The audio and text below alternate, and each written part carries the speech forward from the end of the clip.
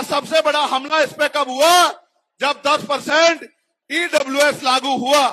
मुझे माफी चाहते हुए कहना है कि हमारे दलों ने भी हाथ उठा के, जो हमारे पूर्व के दल थे, उनका समर्थन किया, जबकि वो आरक्षण पे सबसे बड़ा हमला था। अधिकारों की रक्षा की और आज भी इस देश में आरक्षण बचा हुआ है, नौकरियां बची हुई है, हिस्सेदारी बची हुई है, राजनीतिक व्यवस्था कायम है, लोकतांत्रिक व्यवस्था है।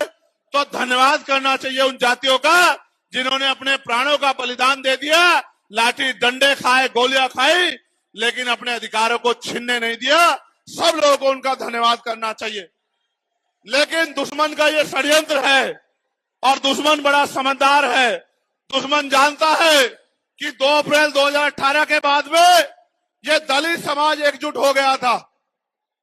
जब दलित समाज एकजुट हुआ तो वो ये सोचने लगे कि इनकी एकता को कैसे तोड़ा जाए। आप और मैं जानते हैं, जब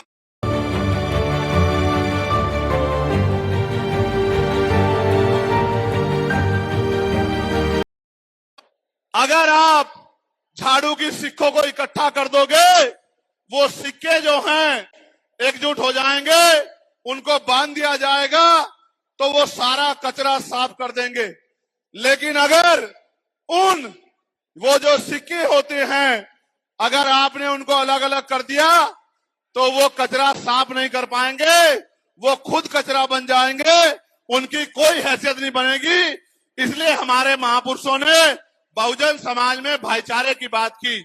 और आप महसूस करो, बाबा साहब अंबेडकर ने अपने विरोधियों, बैरियों के खिलाफ संघर्ष भी करना है, अपने अधिकारों के लिए संघर्ष भी करना है।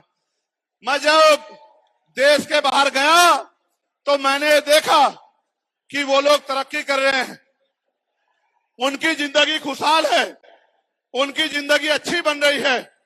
लेकिन उनकी जिंदगी तो अच्छी बन रही है, लेकिन 75 साल की आजादी के बाद आज भी भारत में 80% लोग ऐसे हैं जो रोटी कपड़ा मकान से वंचित हैं, जिनको इज्जत की जिंदगी नहीं मिल रही। तो मैं ये देख रहा था, मुझे बड़ी खुशी हो रही थी। लेकिन जब मैं भारत की तरफ देखता हूं तो बड़ी निराशा हाथ लगती है। फिर ये महसूस करता हूं कि आज जो कुछ हमारे पास है वो हमारे महान पुरुषों की संघर्ष की वजह से है। अगर हमारे महान पुरुष संघर्ष नहीं करते तो जो आज हमें मिला है ये भी हमें किसी कीमत पे नहीं मिलता। आप जानते हैं, हमेशा आरक्षण के खिलाफ, चाहे सुप्रीम कोर्ट हो या मनुवादी दल हो, सब लोगों ने आरक्षण को समाप्त करवाने के लिए एड़ी चोटी के जोर लगा दिए। और आप जानते हैं, हमेशा आरक्षण के खिलाफ, चाहे सुप्रीम कोर्ट हो या मनुवादी दल हो, सब लोगों ने आरक्षण को समाप्त करवाने के लिए एड़ी चोटी के जोर लगा दिए। और इसका सबसे बड़ा हमला इस पे कब हुआ, जब 10% EWS लागू हुआ। मुझे माफी चाहते हुए कहना है कि हमारे दलों ने भी हाथ उठा के, जो हमारे पूर्व के दल थे, उनका समर्थन किया, जबकि वो आरक्षण पे सबसे बड़ा हमला था।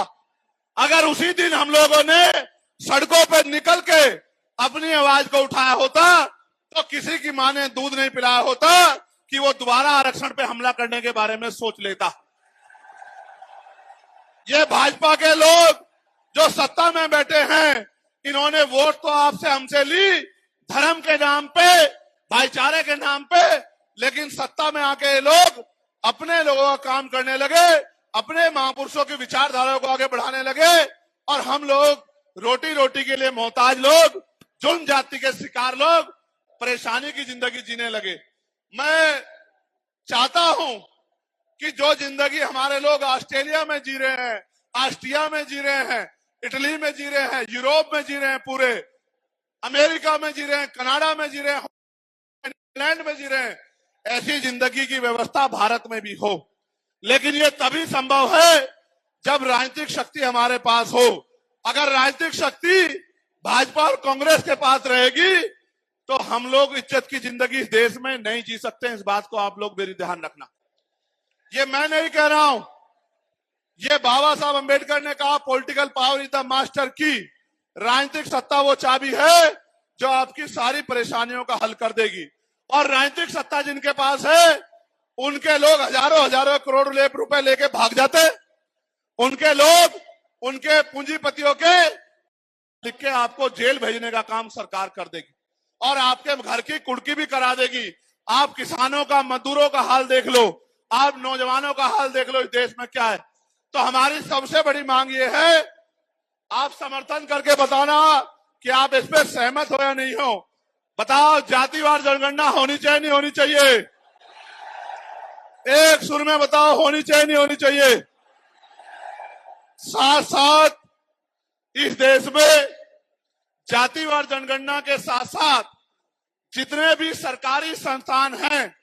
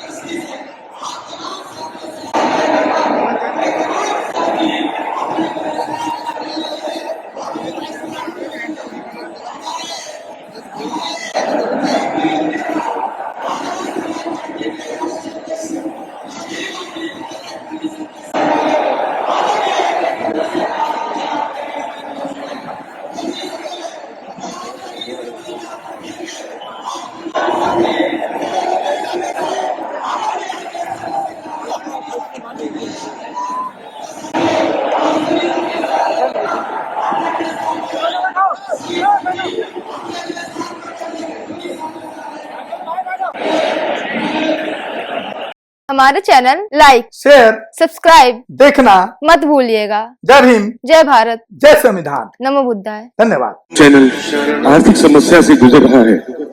अगर आप बहुजन समाज में बाबा साहेब अम्बेडकर और तथागत बुद्ध की विचारधारा को अधिक से अधिक लोगों तक पहुंचाना चाहते हैं तो हमें आर्थिक सहयोग प्रदान करें, ताकि हम अपने चैनल के माध्यम से देश विदेश में समता, बंधुता, एकता और संवैधानिक अधिकारों को ज्यादा से ज्यादा लोगों तक पहुंचा सके। आप अपनी सहायता राशि नीचे लिखे खाते में जमा करा सकते हैं। खाता धारक गौतम रत्न, खाता संख्या 3169576865 IFSC कोड SBIN 0060336, बैंक भारतीय स्टेट बैंक। आप हमारे बैंक खाते का विवरण स्क्रीन पर भी देख सकते हैं।